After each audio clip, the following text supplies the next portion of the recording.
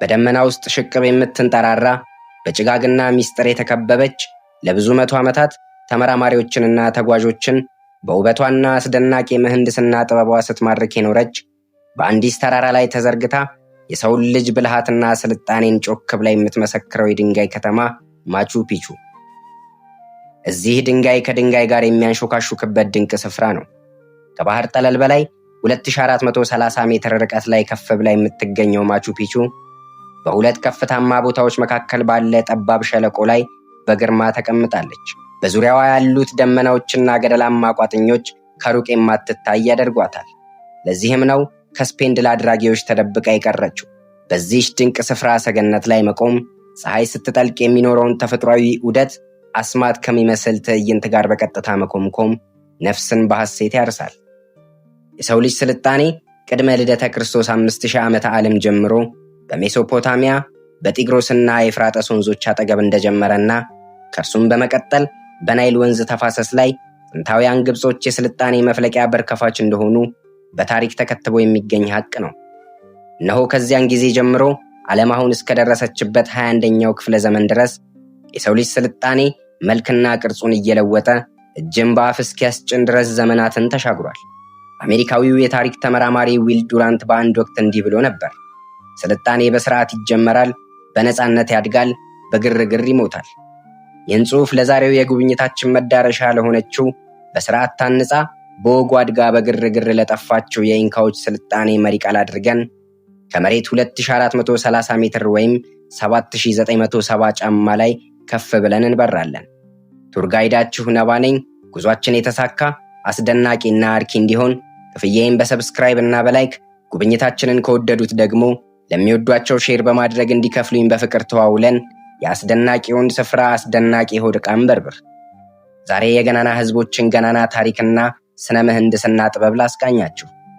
የመንኮራኩራችንን አቅጣጫ በደቡባዊው ንፍቀ ክበብ ከምድር ወገብ በስተ ደቡብ ሰድረን የላቲን አሜሪካዋ ሀገር ፔሩ ላይ አርፈናል። ከፔሩ ኩስኮ በስተ ሰሜን ምዕራብ አቅጣጫ 80 ኪሎ ሜትር ርቀት ላይ የአሩምባ ወንዝን ተንተርሶ ለ500 ዓመታት በኩራት የቆመው የማቹ ፒቹ ስነ ህንፃ የኢንካን ህዝብ ኃያልነትና ብልህነት ማሳያ ነው ይሉታል። አፈሩን ምሰው የተጣባውን የሐረግ ቋጥኝ ደርምሰው ቦታውን ያገኙት የዘርፉ ተመራማሪ አርኪኦሎጂስት ወይም የመሬት ስር ቅርስ አሳሾች።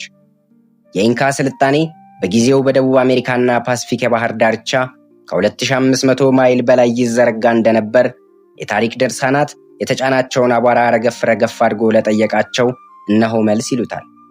የኢንካ ኢምፓየር የዘመናችን ፔሩ፣ ኢኳዶር፣ ቦሊቪያ፣ አርጀንቲናና ኮሎምቢያን የሚያጠቃልል ሲሆን የኢንካ ስልጣኔ ቀደም ብሎ የተጀመረ ቢሆንም በ1438 በንጉሱ ፓቻኩቲ አማካኝነት እስከ 1533 ድረስ በከፍተኛ ሁኔታ ተስፋፍቷል። በ16ኛው መቶ ክፍለ ዘመን በስፔናዊው ድል አድራጊ ፍራንሲስኮ ፔዛሮ ማንነቷን እስከተነጠቀችበት ድረስ የኢንካ ኢምፓየር በአንዲስ ክልል በኮሎምቢያና ቅድመ አሜሪካ ግዛት ገናናዊ ኢምፓየር ነበር።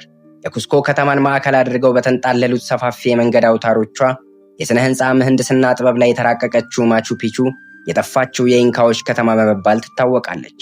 ለኢንካው ንጉሠ ነገሥት ፓቻኩቲ እንደ መናገሻ ከተማነት ያገለገለችው ማቹ ፒቹ በ1983 ዓ.ም በዓለም ላይ ካሉት 7 አስደናቂ የአርኪኦሎጂ ስፍራዎች አንዷ በመሆን በዩኔስኮ ተመዝግባለች።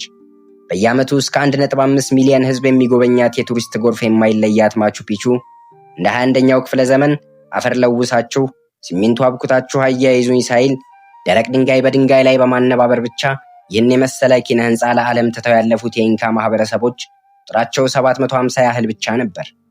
የኢንካ ማህበረሰቦች በአካባቢው የነበረን እጅግ ትላልቅ የድንጋይ ቋጥኝ በመሰባበር በቅርጽ በማውጣትና ድንጋይ በድንጋይ ላይ በመደራረብ አብያተ መንግስታት፣ ቤተ መቅደሶች፣ እህል መከዘኛ መጋዘኖችንና የተለያዩ አስደናቂ የድንጋይ እርከኖችን ገንብተው 500 ዘመን ለተሻገረ ትውልድ ያስተላለፉ ጥበበኛ ህዝቦች ናቸው።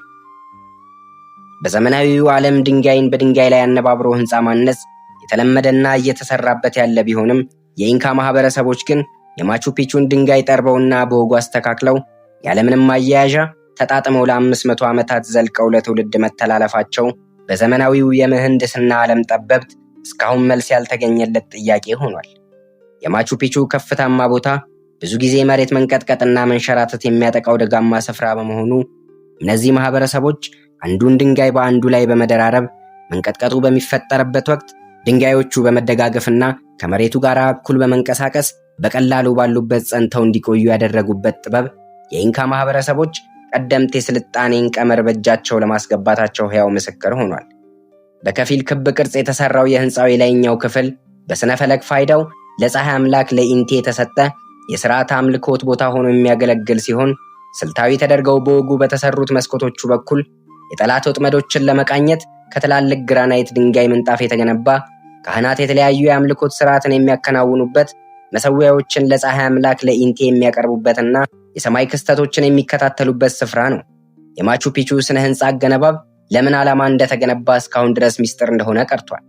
የኢንካ ማህበረሰቦችም ከህንፃው ፍርስራሽ በስተቀር ትተውት ያለፉት በመዝገብ የሰፈረ በጽሑፍ የተቀመጠ አንዳች ማስረጃ ባይገኝም በአንዳንድ አርኪኦሎጂስቶች የተለያየ መላምት ይቀመጣል። ከፊሉ ስነ ስርዓታዊ የአምልኮ ስፍራ እንደነበረ ግምታቸውን ሲያስቀምጡ፣ ገሚሶቹ ደግሞ የውትድርና ካምፕና የመኳንንት ማረፊያ ነበር ሲሉ ድምዳሜ ላይ ይደርሳሉ። በሌላ መንገድ የቦታው ጂኦግራፊያዊ አቀማመጥ ከስነ ፈለክ ምርምር አንጻር አዋሳኝ ቦታ ላይ በመሆኑ ቀደምት የኢንካ ማህበረሰቦች በስነ ፈለክና አስትሮኖሚያዊ ምርምሮች ላይ ንቁ ተሳታፊ ነበሩ የሚል አስተያየታቸውን ያስቀምጣሉ። ግራም ነፈሰ ቀኝ የስፔን ድል አድራጊዎች በቦታው ላይ ከመድረሳቸው በፊት የአካባቢው ህዝቦች በፈንጣጣ በሽታ መሞታቸው የተረጋገጠ ሲሆን በቦታው ላይ ይኖሩ የነበሩ 750 የኢንካ ማህበረሰቦች ቅሪተ አካላቸው እንደሚያሳየው አብዛኞቹ በአንድ አካባቢ ተወልደው ያደጉ ሳይሆን ከተለያዩ አካባቢዎች ፈልሰው የመጡ ስደተኞች እንደነበሩ፣ ለዚህም ማሳያው በአጽማቸው ኬሚካላዊ ጠቋሚዎችና በአጥንት ቅሪቶቻቸው ላይ በተደረገው ጥናት በተለያዩ የፔሩ አካባቢዎች ተወላጅ የሆኑ የተለያየ የአመጋገብ ስርዓትን የሚከተሉና ምናልባትም ከተቀረው የደቡብ አሜሪካ ክፍል ዋና ምግብ ፍለጋ ፈልሰው የመጡ በንጉሱ ፓቻኩቲ መልካም ፈቃድ የጉልበት ሥራ እየሰሩ ይኖሩ የነበሩ ባህልና እምነታቸውን ለፀሐይ አምላክ ለኢንቲ የገበሩ የተቀረው ዓለም ህዝቦች ነበሩ። በቁፋሮው በተገኘ መካነ መቃብሮቻቸው ውስጥ ከሰው ጋር አብረው የተቀበሩ የውሻዎች አጽም የተገኘ ሲሆን ይህም የኢንካ ማህበረሰቦች በሚሞቱበት ጊዜ የሞት ጓድ በመሆን ውሻዎቻቸው አብረዋቸው ይቀበሩ እንደነበር አመላካች ሆኗል። ምንም እንኳን በስነ ጽሑፍና ቋንቋ የተከተቡ ማስረጃዎች ባይገኙም የኢንካ ማህበረሰቦች በማቹ ፒቹ 500 ዓመታትን የተሻገሩ 200 ገደማ ህንፃዎችን ለትውልድ ትተው ያለፉ በደቡብ አሜሪካ ገናና ኢምፓየር የሚያስብላቸውን አሻራ በትላልቅ የድንጋይ ጡቦች ኪነ ህንፃን አንጸው ሕያው ምስክር ያቆሙ ድንቅ ህዝቦች ናቸው። ኢንካዎች ድንቅ መሐንዲሶች ነበሩ።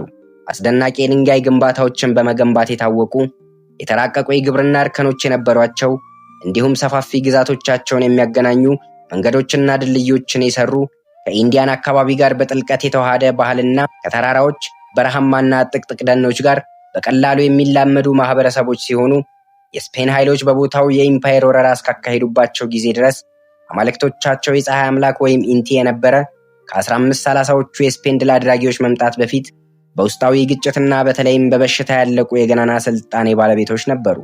ማቹ ፒቹ ማለት በኩቻ ቋንቋ ሲሆን ማቹ ማለት አሮጌ ሲሆን ፒቹ ማለት ተራራ ወይም ጫፍ ማለት ነው።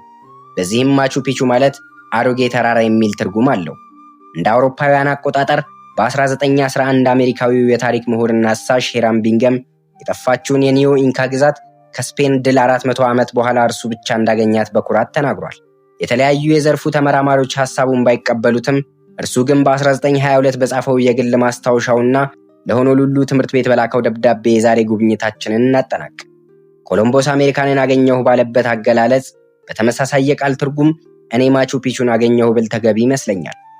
ኮሎምቦስ አትላንቲክ ውቅያኖስን ከመሻገሩ በፊት የፈረንሳይ አሳ አጥማጆች ሰሜን አሜሪካንን ይጎበኙ እንደነበረው ሁሉ በተመሳሳይ በፔሩ ውስጥ ጂኦግራፊያዊና ታሪካዊ ማህበረሰቦች እንዲሁም የፔሩ ማዕከላዊ መንግስት ስለ ማቹ ፒቹ ከመስማታቸውና ከማወቃቸው አስቀድሞ እኔ ማቹ ፒቹን አግኝቻለሁ።